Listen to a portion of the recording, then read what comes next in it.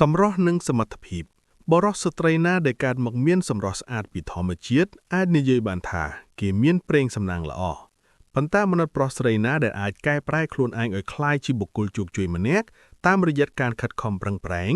ទើបត្រូវបានចាត់ទុកថាជាបុគ្គលដែលខ្លាំងពិតប្រាកដលោក Robert Mugabe ធ្លាប់បានពោលថាគ្មាននារីណាម្នាក់សុខចិត្តជ្រើសរើសយកបរិសុទ្ធដែលមានសាច់ដុំ6កង់ហើយមើលរំលងបរិសុទ្ធដែលមានឡាន6គ្រឿងនោះទេដូច្នេះកុំផ្ដោតលើការហាត់ប្រាណយកសាច់ដុំហួសហេតុពេករហូតមិនសូវយកចិត្តទុកដាក់លើការងារនោះពិតណាស់សុខភាពល្អគឺជាអាទិភាពទី1សម្រាប់ជីវិតដែលទាមទារឲ្យយើងទទួលទានអាហារឲ្យបានគ្រប់គ្រាន់និងទៀងទាត់គេងឲ្យបានគ្រប់គ្រាន់មានពេលធ្វើការងារមានពេលសម្រាកនិងមានពេលហាត់ប្រាណជាដើមការហាត់ប្រាណដើម្បីទទួលបានសុខភាពល្អមិនមែនជារឿងលំបាកពេកនោះទេប៉ុន្តែបើហាត់ប្រាណដើម្បីទទួលបានរូបរាងស្អាតឥតខ្ចោះវាទាមទារឲ្យយើងមានការលះបង់ខ្ពស់ជាងមុនបន្តិចការមានរូបរាងស្អាតគឺជារឿងល្អប៉ុន្តែយើងមិនអាចមើលរំលងមនុស្សដែលមានសមត្ថភាពខ្លាំងនោះឡើយមនុស្សជោគជ័យតែងផ្ដោតលើការខិតខំប្រឹងប្រែងតែពួកគេក៏មិនភ្លេចថែរក្សាសុខភាពផ្ទាល់ខ្លួនដែរដើម្បីអីបើសុខភាពទន់ខ្សោយសមត្ថភាពក៏ត្រូវធ្លាក់ចុះដូចគ្នាតាមធម្មជាតិរបស់មនុស្សស្រីនាងមិនបានស្រឡាំងមនុស្សប្រុសដោយក្រឡេកមើលតែលើរូបសម្បត្តិខ្លាំងជាងសមត្ថភាពនោះទេនាងអាចនឹងព្រមរស់នៅជាមួយបុគ្គលជោគជ័យដែលមានរូបសម្បត្តិមិនសូវស្អាតប៉ុន្តែនាងច្បាស់ជាមិនជ្រើសរើសយកមនុស្សដែលមានរូបសម្បត្តិស្អាតតែសមត្ថភាពខ្សោយនោះទេមនុស្សស្រីពិតជាត្រូវការមនុស្សប្រុសដែលរឹងមាំនិងច្បាស់លាស់មកធ្វើជាខ្នងបង្អែកសម្រាប់ជីវិតពោលគឺនាងត្រូវការមនុស្សប្រុសដែលអាចមើលថែនាងបានផ្ដល់ក្តីសុខនិងផ្ដល់ក្តីសង្ឃឹមដល់នាងបានយ៉ាងពិតប្រាកដឆ្នាំងណាក្របនោះសុភាសិតខ្មែរយើងបានពោលថានាងរត់រកអ្នកមេខាតលាក់រត់រកអាបាក់ទុនសាជំទាវរត់រកអុកញ៉ាមនុស្សឆ្លេឆ្លារត់រកអាលេមឡំអត្ថន័យនៃសុភាសិតនេះបង្ហាញថាមនុស្សល្ងងតែងតែរត់រកមនុស្សល្ងងដូចគ្នាដើម្បីឲ្យបានជាគ្នាចំណែកឯមនុស្សមានវិជ្ជាតែងតែស្វែងរកមនុស្សមានវិជ្ជាដើម្បីរស់នៅជាមួយមនុស្សពាលមិនអាចរស់នៅជាមួយមនុស្សដែលមានក្រមសីលធម៌និងគុណធម៌បានយូរអង្វែងឡើយត្បិតអីវាមិនត្រូវធៀបគ្នាមិនចុះសម្រុងគ្នាហេតុដូច្នេះហើយទើបពួកគេរមែងរត់ទៅរកមនុស្សពាលដូចគ្នាវិញមនុស្សល្អនឹងទាក់ទាញមនុស្សល្អឲ្យចូលមកជិតខ្លួនហើយមនុស្សអាក្រក់ក៏នឹងទាក់ទាញមនុស្សអាក្រក់ឲ្យមករកខ្លួនដូចគ្នាដែរខ្លួនយើងជាបុគ្គលបែបណាមនុស្សដែលស្រឡាញ់ចូលចិត្តយើងក៏ជាបុគ្គលបែបនោះឬមានចរិតស្រដៀងគ្នានោះដែរវាជារឿងធម្មតាដែលគ្រប់គ្នាតែងតែប្រាថ្នាចង់បានមនុស្សល្អៗចូលមកក្នុងជីវិតប៉ុន្តែវាមិនអាចទៅរួចឡើយប្រសិនបើយើងខ្លួនឯងនៅតែជាមនុស្សអាក្រក់នោះទោះបីជាពេលខ្លះមានមនុស្សល្អចូលមកក្នុងជីវិតយើងក៏គេមិនអាចរស់នៅជាមួយយើងបានយូរអង្វែងដែរការស្វែងរកមនុស្សល្អម្នាក់ឲ្យនៅជាមួយយើងគឺជារឿងដ៏ប្រសើរប៉ុន្តែអ្វីដែលសំខាន់បំផុតនោះគឺយើងត្រូវតែធ្វើខ្លួនឲ្យក្លាយជាមនុស្សល្អជាមុនសិនប្រសិនបើចង់បានមនុស្សដែលមានសមត្ថភាពយើងត្រូវតែខិតខំប្រឹងប្រែងបង្កើនសមត្ថភាពខ្លួនឯងឲ្យខ្លាំងបើចង់បានមនុស្សដែលជោគជ័យយើងក៏ត្រូវតែប្រឹងប្រែងធ្វើខ្លួនឲ្យបានជោគជ័យជាមុនសិនដែរមុននឹងនិយាយថាស្រឡាញ់វាមិនមែនជារឿងពិបាកអ្វីនោះទេប្រសិនបើគ្រាន់តែឲ្យយើងនិយាយថាស្រឡាញ់គេឬឲ្យគេនិយាយថាស្រឡាញ់យើងមកវិញនោះប៉ុន្តែយើងមិនអាចប្រើប្រាស់ត្រឹមតែពាក្យសម្ដីតែម្យ៉ាងបានឡើយយើងចាំបាច់ត្រូវប្រើពេលវេលាដើម្បីបង្ហាញពីក្តីស្រឡាញ់តាមរយៈទង្វើជាក់ស្ដែងហើយវាក៏មិនមែនបង្ហាញត្រឹមតែមួយគ្រាឃ្លីនោះដែរពលគឺត្រូវបង្ហាញឲ្យឃើញពេញមួយជីវិតព្រោះតែក្តីស្រឡាញ់ពិតប្រាកដទាមទារឲ្យមានការសាយភាយតាមរយៈសកម្មភាពបែបនេះហើយទើបមានមនុស្សជាច្រើនមានអារម្មណ៍ខ្លាចរអាភ័យព្រួយនឹងពាក្យថាស្រឡាញ់ត្បិតអីពួកគេប្រហែលជាធ្លាប់បានជួបមនុស្សជាច្រើនដែលស្រឡាញ់ត្រឹមតែមាត់ប៉ុន្តែកាយវិការមិនបានបញ្ជាក់ពីក្តីស្រឡាញ់នោះឡើយលោក Bob Marley ធ្លាប់បានពោលថាអ្នកនិយាយថាអ្នកស្រឡាញ់ភ្លៀងតែអ្នកប្រាយឆាត់នៅពេលដើរក្រោមភ្លៀងអ្នកនិយាយថាអ្នកស្រឡាញ់ព្រះអាទិត្យតែអ្នកស្វែងរកអ្វីមកបាំងកម្ដៅនៅពេលព្រះអាទិត្យចាំងពន្លឺអ្នកនិយាយថាអ្នកស្រឡាញ់ខ្យល់តែនៅពេលខ្យល់បក់មកអ្នកបាយជីវិតបង្អោកទៅវិញហេតុនេះហើយវាធ្វើឲ្យខ្ញុំមានចិត្តខ្លាចនៅពេលដែលអ្នកនិយាយពាក្យថាអ្នកស្រឡាញ់ខ្ញុំក្តីស្រឡាញ់គឺជាការទទួលយកទាំងចំណុចល្អនិងចំណុចខ្វះខាតដោយឥតលក្ខខណ្ឌមិនមែនជាការរត់គេចចេញពីបញ្ហានោះឡើយមុននឹងសម្រេចចិត្តនិយាយថាស្រឡាញ់នរណាម្នាក់យើងគួរណាស់តែសួរខ្លួនឯងជាមុនសិនថា ตาคลวนយើងស្រឡាញ់គេពិតប្រាកដឬអត់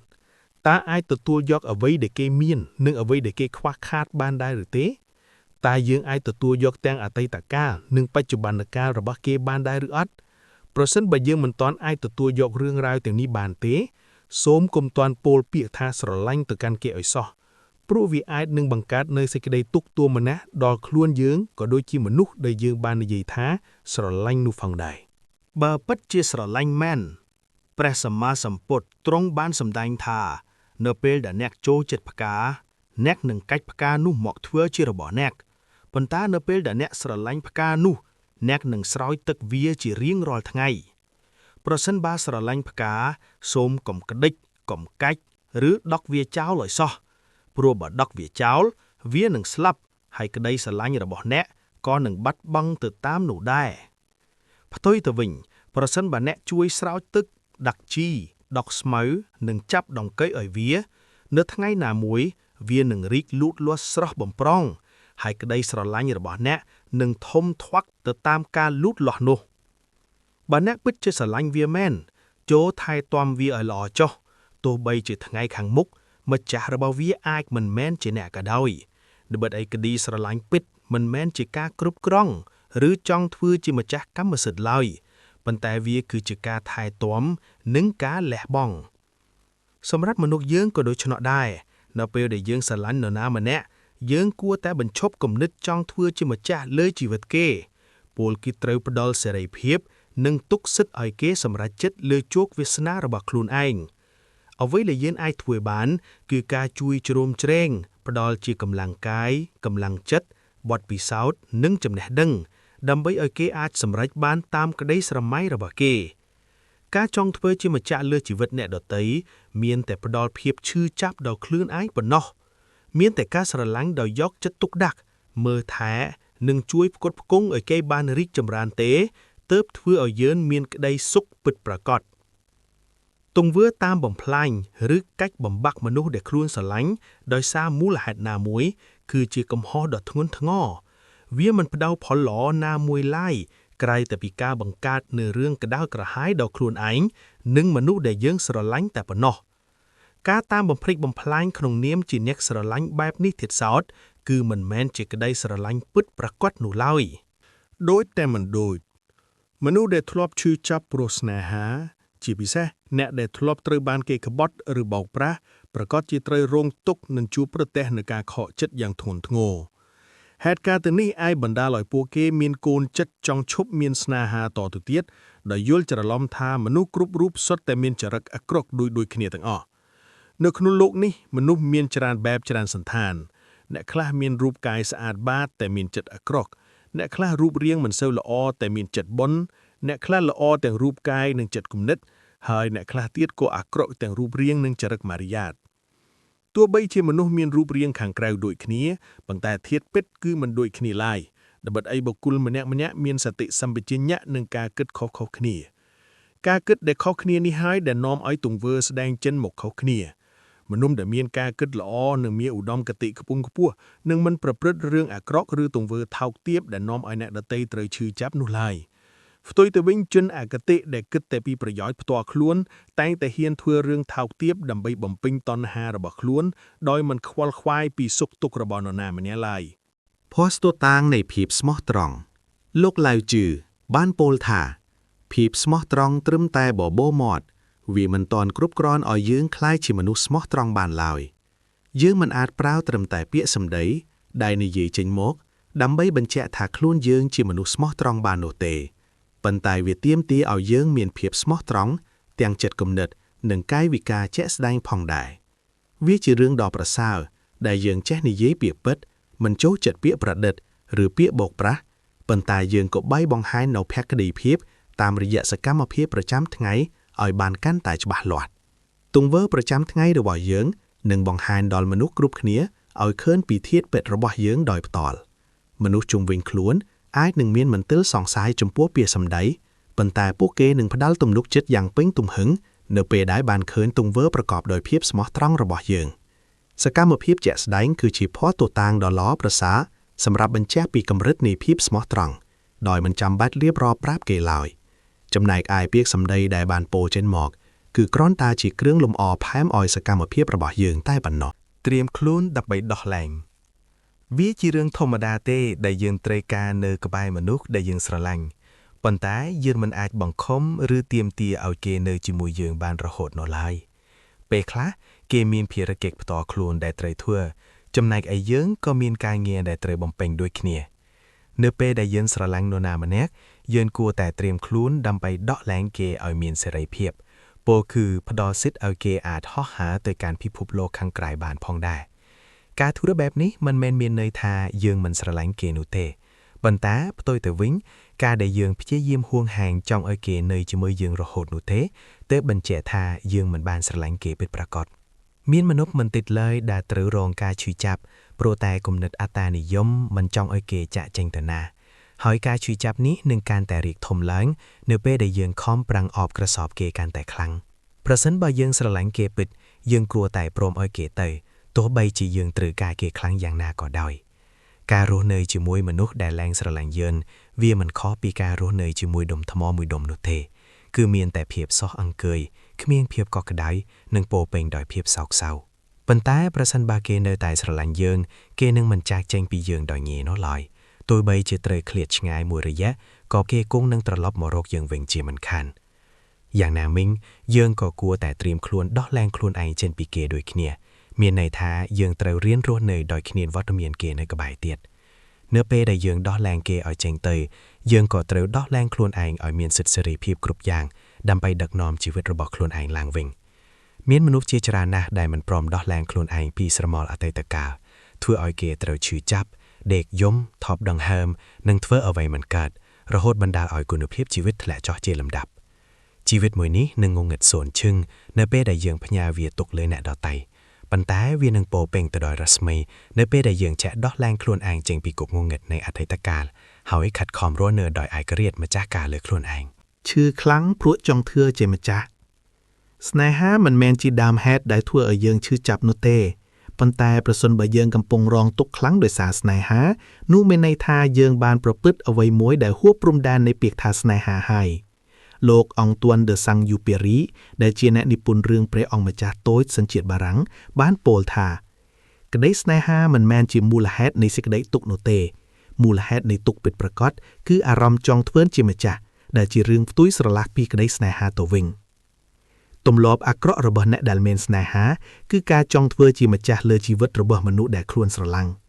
មនុស្សមួយចំនួនចូលចិត្តបង្ខំដាក់សម្ពាធនិងបំបិទសិទ្ធិសេរីភាពគ្រប់បែបយ៉ាងដោយយល់ច្រឡំថាខ្លួនគេគឺជាម្ចាស់កម្មសិទ្ធិលើបុគ្គលម្នាក់នោះ